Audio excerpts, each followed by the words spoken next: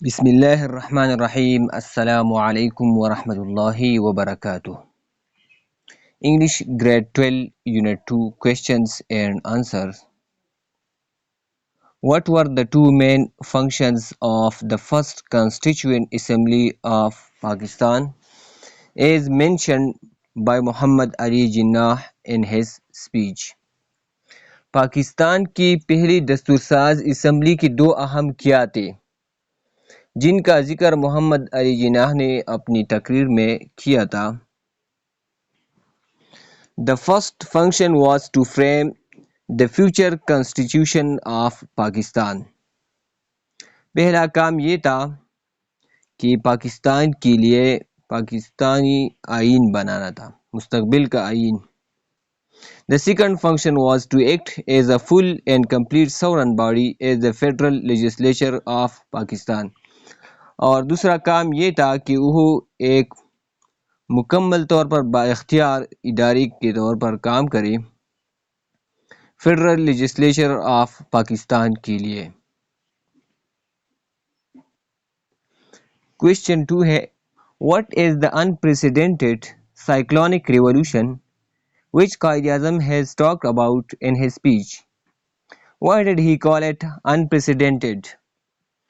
بے مثال سائیکلونک انقلاب کیا ہے جس کے بارے میں قائد اعظم نے اپنی تقریر میں بات کی ہے؟ اس نے اسے بے مثال کیوں کہا؟ Jinnah referred to the creation of Pakistan and India as an unprecedented cyclonic revolution. Quaid Azam محمد علی جناح نے پاکستان اور انڈیا کی آزادی کو غیر متوقع سائیکلونک ریولوشن انقلاب کہا ہے، سائیکلونک انقلاب. Because it was a unique and unparalleled event in history. کیونکہ یہ ایک منفرد اور unparalleled بے مثال بے نظیر واقعہ تھا تاریخ میں. It involved the peaceful establishment of two independent sovereign dominions in the subcontinent. اس کی وجہ سے دو پرامن اور آزاد خود مختار ریاستیں بن گئی بری صغیر میں. which was a massive and unprecedented change. جو کہ بہت بڑا massive بہت بڑا unprecedented غیر متوقع تبدیلی تھی. تو اس وجہ سے قائد اعظم نے اس کو unprecedented cyclonic revolution unprecedented غیر متوقع سائیکلونک انقلاب کہا ہے قائد اعظم محمد علی جناح نے.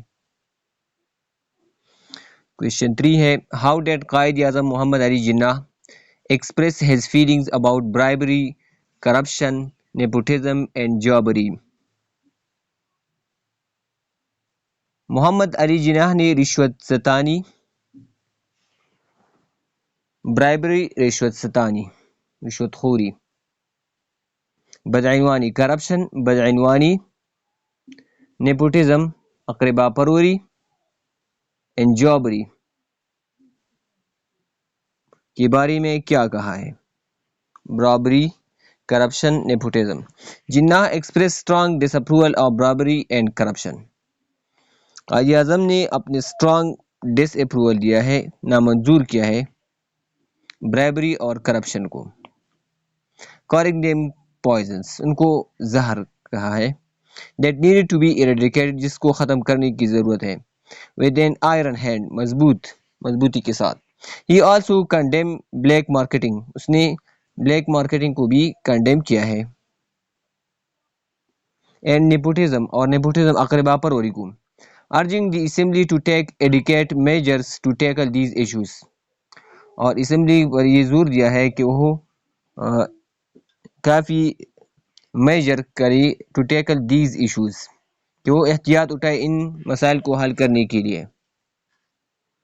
What were Muhammad Ali Jinnah's views about the partition of India تقسیم ہند کے بارے میں محمد علی جناح کی کیا رائے تھی؟ describe in a few lines چند لائن میں بیان کرو.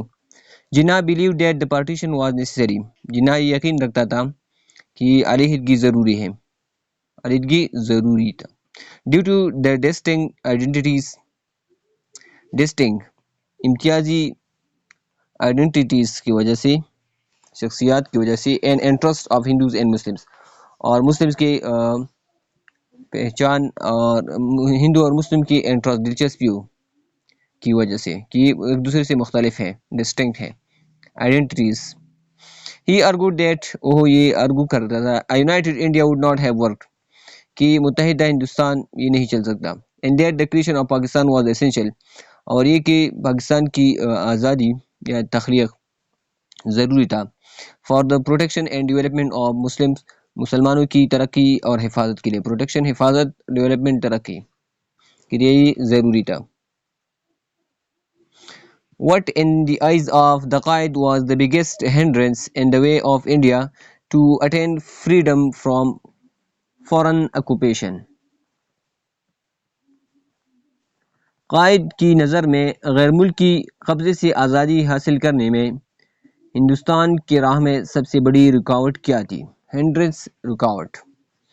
According to Jinnah, the biggest hindrance Quaid Azam کے مطابق سب سے بڑی رکاوٹ to India's freedom انڈیا کی آزادی کے لیے فرام فارن آکوپیشن بیرونی قبضے سے was the internal disunity and the prevalence of bribery and corruption.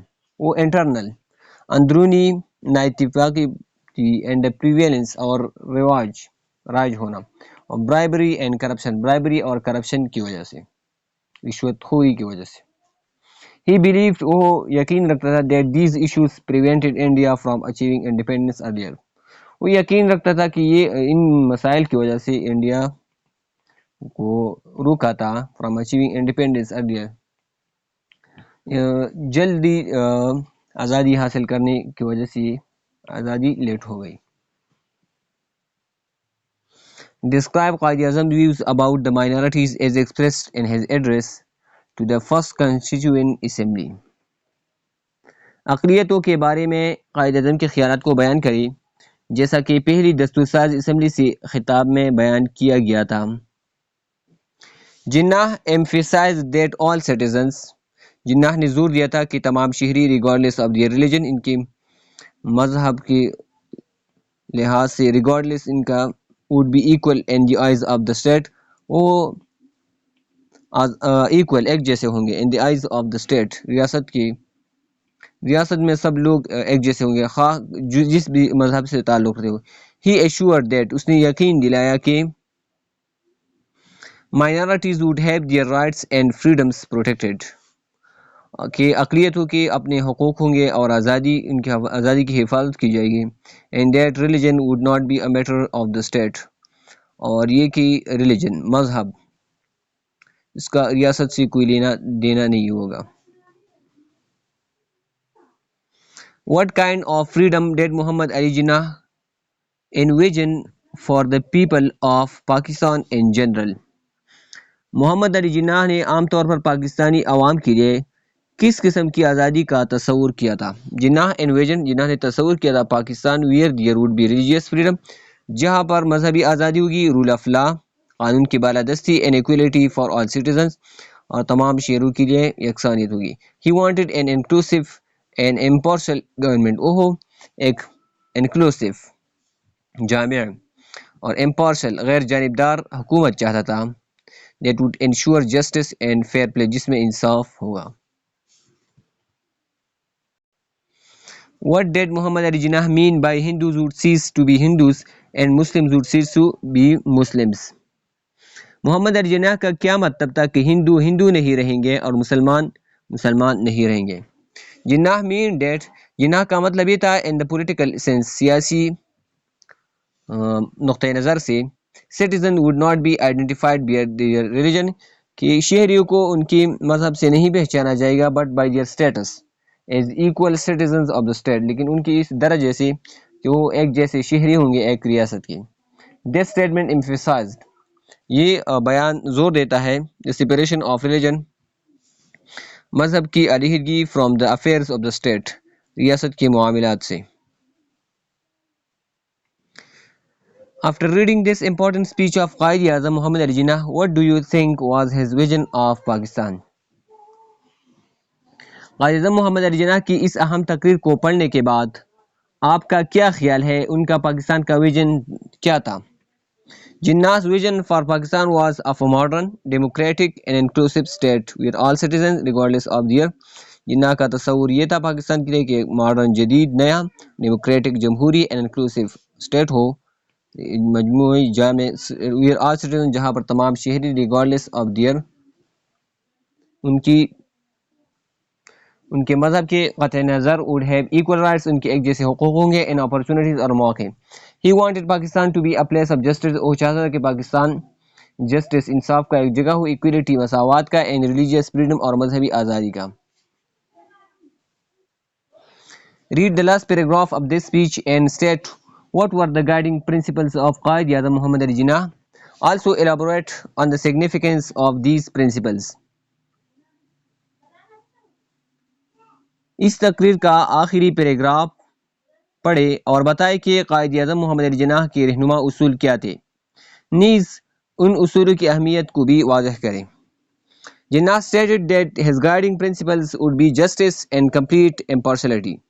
جناح نے بیان دیا کہ اس کے گائیڈنگ پرنسپلز، رہنما اصول انصاف اور کمپلیٹ اور مکمل غیر جانبداری ہوگی. اس نے زور دیا the importance of maintaining law and order، قانون اور آرڈر کو، نظم کو کی برقرار رکھنے پر زور دیا. protecting the life اور زندگی کی حفاظت، پراپرٹی جائیداد، and religious beliefs اور مذہبی عقائد of all citizens تمام شہریوں کی، and eradicating corruption اور کرپشن کو ختم کرنا، and nepotism اور اقربا فروری. These principles are significant، یہ اصول اہم ہیں as they lay the foundation for a fair and just society، کیونکہ یہ بنیاد ہے ایک منصفانہ اور عدل و انصاف والے معاشرے کا. یہاں پر اس چیپٹر کے کویشچن آنسر ختم ہو جاتے ہیں. دعا میں یاد رکھنا. اللہ حافظ. السلام علیکم ورحمۃ اللہ وبرکاتہ.